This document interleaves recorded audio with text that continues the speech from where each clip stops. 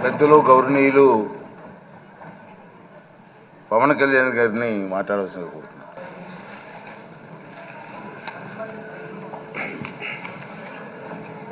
పదహారవ శాసనసభకి ఏకగ్రీవంగా ఎన్నికైన సభాపతి శ్రీ చింతకాయల అయ్యన్ పాత్రుడు గారికి హృదయపూర్వక నమస్కారాలు, మీకు శుభాకాంక్షలు.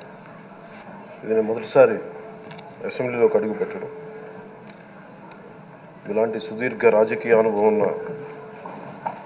దాదాపు 7 సార్లు ఎమ్మెల్యేగాను, ఒకసారి పార్లమెంట్లో అడుగుపెట్టిన మీకు, Panchayati Raj, technical education, forest, R&B అనేక మంత్రిత్వ శాఖల్ని సమర్థవంతంగా నిర్వహించిన మీకు ఈ సభాధ్యక్షుడు, ఈ స్పీకర్ స్థానంలో కూర్చోవడం నాకు చాలా ఆనందంగా ఉంది. ఇన్ని దశాబ్దాలు ప్రజలు రాజకీయ జీవనంలో ప్రజలు మీ వాడి వేడి చూశారు. మీకు కోపం వస్తే ఋషికొండను చెక్కినట్టు ప్రత్యర్థులకి పదునైన ఉత్తరాంధ్ర యాసలో గుండు కొట్టేస్తారు. ఒకటే బాధేస్తా ఉంది సార్, ఇకపైన మీకు తిట్టే అవకాశం లేకపోవడం. కానీ ఇక మీద సభలో ఎవరు తిడుతున్నా దాన్ని ఆఫ్ చేసే బాధ్యత మీ చేతిలోనే ఉంది. మీరే మైక్ ఆఫ్ చేయాలి. అంటే మా చిన్నప్పుడు నేను చూసేవాడు, ఒకసారి అల్లరి చేసే అబ్బాయిని క్లాస్ లీడర్ చేసేవాడు చిన్నప్పుడు మా స్కూల్లో. కానీ ఇన్నాళ్ళు ప్రజలు మీ వాడి వేడి పలుకులు, మీ ఘాటైన వాగ్దాటి చూశారు. ఈ రోజు నుంచి రాష్ట్ర ప్రజలు మీ హుందాతనం చూస్తారు.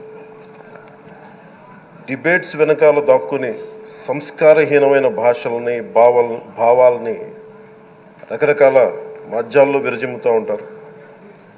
దాని నియంత్రణ మీ ఆధ్వర్యంలో ఇక్కడి నుంచే మొదలవ్వాలి.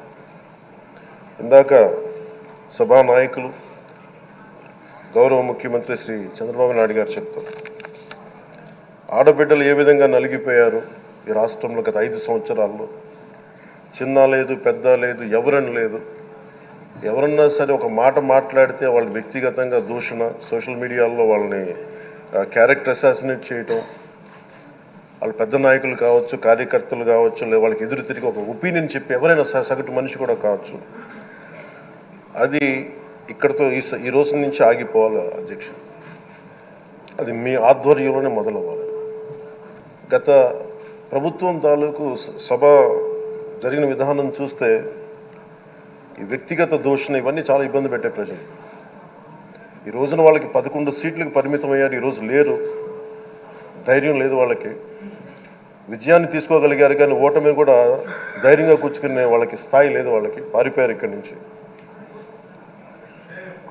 భావంలో ఉండే తీవ్రత భాషలో ఉండాల్సిన అవసరం లేదు. భాష మనుషుల్ని కలపడానికి కానీ విడగొట్టడానికి కాదు. భాష విద్వేషం రేపడానికి కాదు, పరిష్కరించడానికి. ఎంత జటిలమైన సమస్య అయినా, భయంకర సమస్య అయినా చర్చల ద్వారా పరిష్కరించుకోవడానికి కానీ వివాదం సృష్టించడానికి కాదు. ఈ సభ ఉన్నది అందుకు. కానీ మనం చూసింది వాళ్ళ దగ్గర నుంచి బూతులతోటి, వ్యక్తిగత దోషులతోటి రాష్ట్ర పురోభివృద్ధిని ఆపేశారు. అలాంటి సభ కాకుండా ఇందాక మన పెద్దలు శ్రీ గౌరవ ముఖ్యమంత్రి చంద్రబాబు గారు చెప్పినట్టుగా ఇది భవిష్యత్తుకి ఇది ఒక ప్రమాణం అవ్వాలి. 2047 వరకు ఇంత అద్భుతమైన స్థానంలో మనకి ఆంధ్రప్రదేశ్ తెలుగు జాతి ఉన్నత స్థాయికి వెళ్ళాలంటే ఈరోజు మనం వేసే ప్రతి అడుగు అది భవిష్యత్ తరాలకు ఒక నిర్దేశక ఒక టచ్ స్టోన్గా ఉండిపోవాలి, గిట్ రాయిగా ఉండిపోవాలి. ఈ రోజున ఈ సభలో ఉన్న గౌరవ సభ్యులందరూ చట్టాలు చేయడానికి ఉన్నారు, చట్టాలు ఉల్లంఘించడానికి కాదు. విభేదించడం అంటే ద్వేషించడం కాదు, వాదించడం అంటే కొట్టుకోవడం కాదు.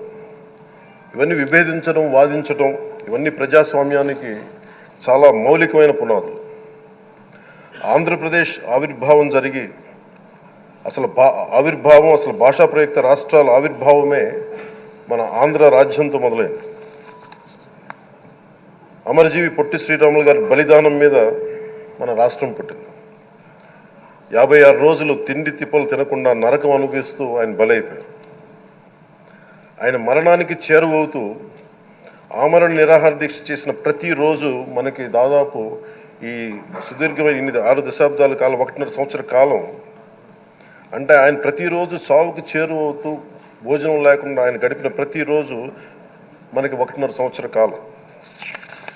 అలాంటి నేపథ్యంలో అలాంటి మహోన్నతుడు శ్రీ పొట్టి శ్రీరాములు గారి త్యాగాన్ని కనుక మనం ఈ సభలో ప్రజా సంక్షేమం కోసం మాత్రమే చర్చలు జరగాలి, వాదోపవాదాలు హద్దులు దాటకుండా ఉండాలి, వ్యక్తిగత దూషణకి తావివ్వకుండా ఉండాలి. అలా కాకుండా గత ప్రభుత్వంలాగే ఈ సభని తిట్లకి బూతులకి కొట్లాటికి వాడితే ప్రతి నిమిషం పొట్టి శ్రీరాములు గారి బలిదానాన్ని అవమానం చేసినట్టే. ఒక గొప్పవాడు ఒక మహానుభావుడు బతికినప్పుడు మాత్రమే కాదు, చనిపోయిన తర్వాత కూడా కొన్ని తరాలు ఉపయోగపడతారని నిరూపిస్తారు.